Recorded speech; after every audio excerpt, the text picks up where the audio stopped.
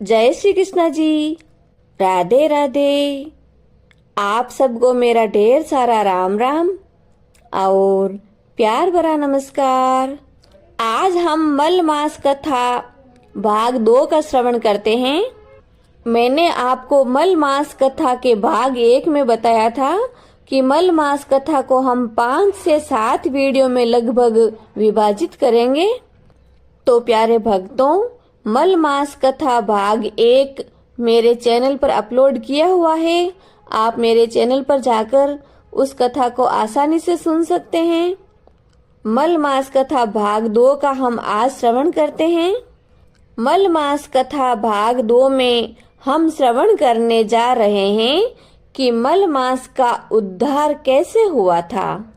तो आप इस पावन और दिव्य कथा को बड़े प्रेम, श्रद्धा और आदर भाव से सुनिए। बोले श्री विष्णु भगवान की जय। परम पवित्र मल मास की जय।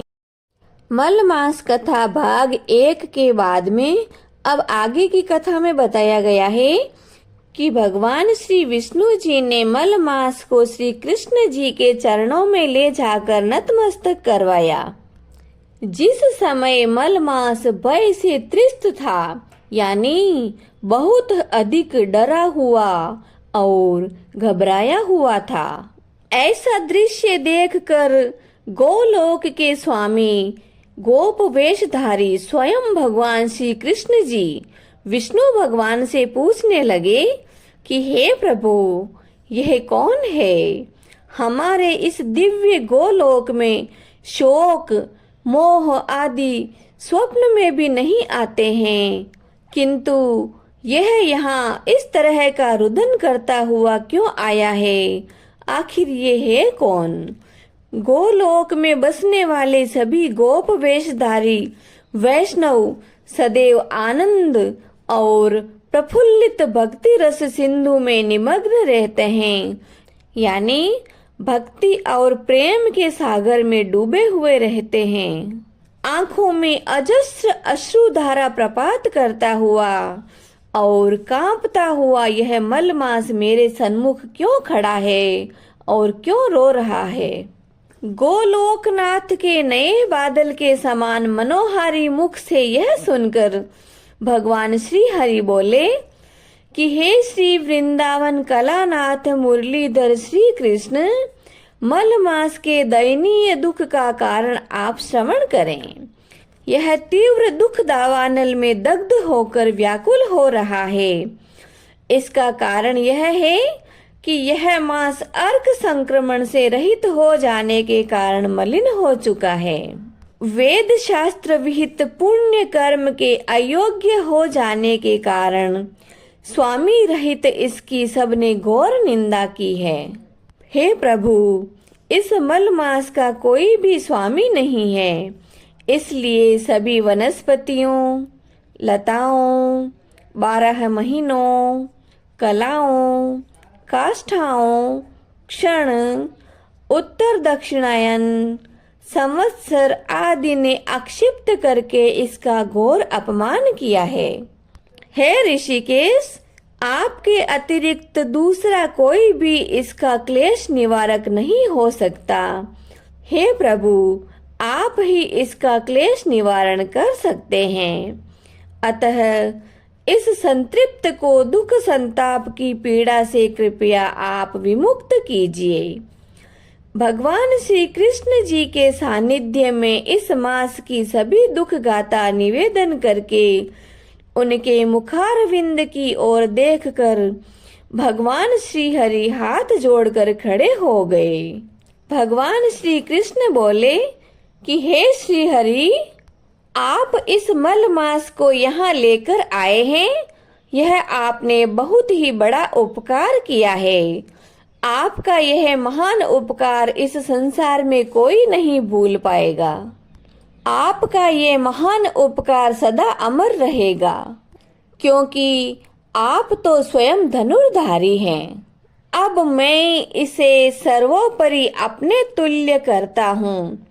सद्गुणों, कीर्ति, प्रभाव, षडेश्वर्य, पराक्रम और भक्तों को वरदान देने आदि जितने भी गुण मुझ में हैं और उनसे जिस प्रकार मैं विश्व में धनुर्धर नाम से विख्यात हूँ, उसी प्रकार यह मलमास भी भूतल पर धनुर्मास नाम से प्रसिद्ध होगा।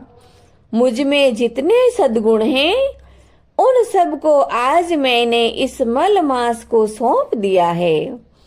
मेरा नाम जो वेद, लोक और शास्त्र में विख्यात है, आज से उसी नाम से यह मलमास विख्यात होगा और मैं स्वयं इस मास का स्वामी हो गया हूँ। जिस परम धाम गोलोक में पहुँचने के लिए ऋषि मुनियों को कठोर तपस्या करनी पड़ती है और ऋषि महर्षि कठोर तपस्या में निरंतर रत रहते हैं, वही दुर्लभ पद मलमास यानी इस धनुर्मास में स्नान, पूजन, अनुष्ठान आदि करने वाले भक्त जनों को सुगमता से प्राप्त हो सकेगा। प्रत्येक वर्ष में इस मास के आगमन पर जो व्यक्ति श्रद्धा और भक्ति के साथ व्रत, उपवास, पूजा अर्चना आदि कर्म करेगा, वह अपने कुटुंब परिवार यानी समस्त परिवार के साथ गोलोक में पहुंचकर गोलोक का वासी भगवान श्री कृष्ण का सानिध्य प्राप्त करेगा।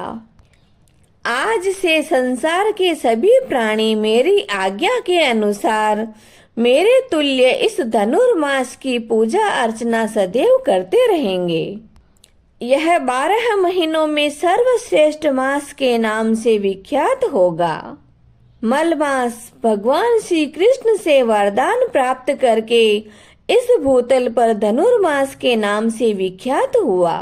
जो कोई व्यक्ति श्रद्धा और भक्ति से मलमास यानी धनुर्धर मास में पूजा अर्चना, दान पुण्य अधिक करता है, मरणोपरांत उसे गोलोक की प्राप्ति सुलभ हो जाती है।